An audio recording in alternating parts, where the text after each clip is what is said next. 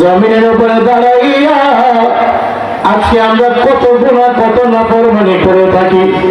অনেক লোক তো আছে এই জমিনে শুধু কারবারে করে, জমিনে তারা জিনা করে। এমন লোক আছে যারা এই জমিনে আপনার কত রকমের বড় বড় অন্যায় অপরাধ করে। যে কোনো অন্যায় করুক না কেন, এই জমিন কিয়ামতের দিন আল্লাহ রাব্বুল আলামিনের কাছে তার বিরুদ্ধে সাক্ষ্য দিবে, ঠিক কিনা? এই জমিনে সাক্ষ্য হয়ে যায় যে কোনো অন্যায়, যে কোনো গুনাহ করুক না কেন, এই জমিন সাক্ষ্য হয়ে যায়। যেমন একটু আগে বলেছি চায়ের দোকানে আড্ডাতে মসজিদে নামাজ চলে, ওই চায়ের দোকানের জমিন আল্লাহ রাব্বুল আলামিনের কাছে বলবেন, প্রভু গো, আমি ওই শ্রীনগরের কামারগাঁওয়ের চায়ের দোকানের জমিন, আল্লাহ আমি সাক্ষী আছি তোমার এই বান্দাটা আল্লাহ নামাজের টাইমে জামাতের সময় এই জায়গায় আড্ডা দিয়েছিল।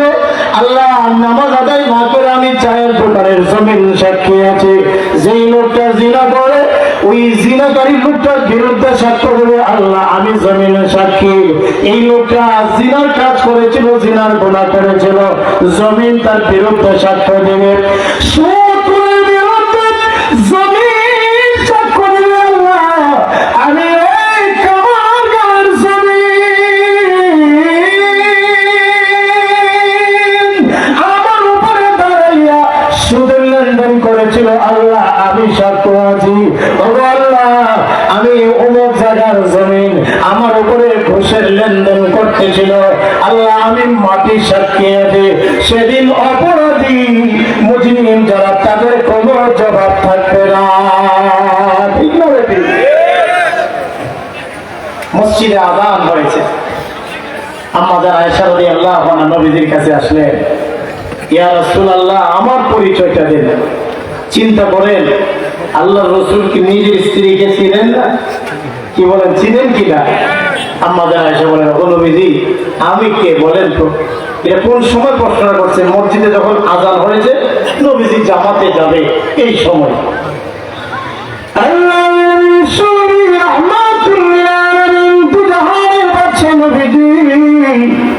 কোনো কথা বলেন না, কোনো জবাব দেয় না, যেন নবীজি আয়েশাকে চিনেন না, আম্মা আয়েশাকে যেন নবীজি চিনতেছেন না, এমন একটা হালত।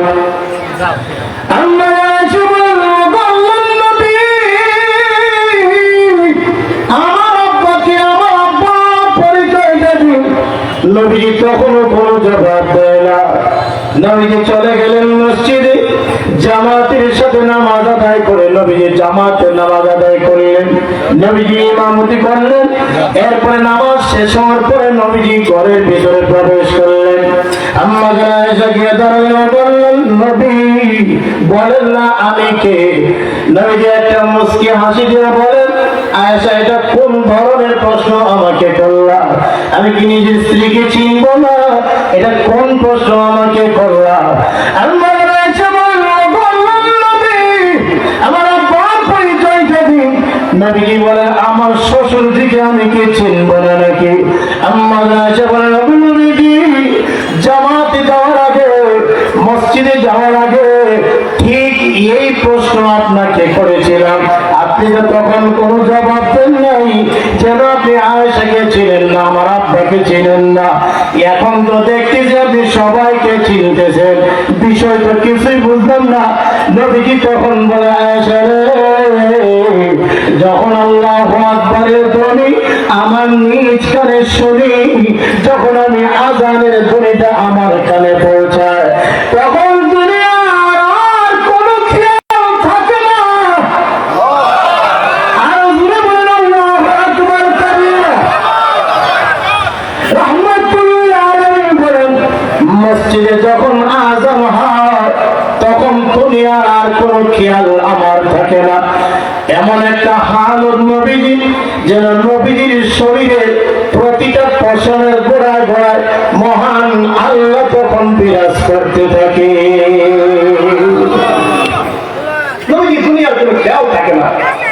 অবস্থা ও বাচ্চারা নামাজের জন্য এতটা ব্যাকুল, এত একটা পাগল পাড়া আল্লাহ রাসূল কতক্ষণে জামাতে যাবে নিজের স্ত্রীকে যেন চিনতেছেন না। আর আমাদের হালত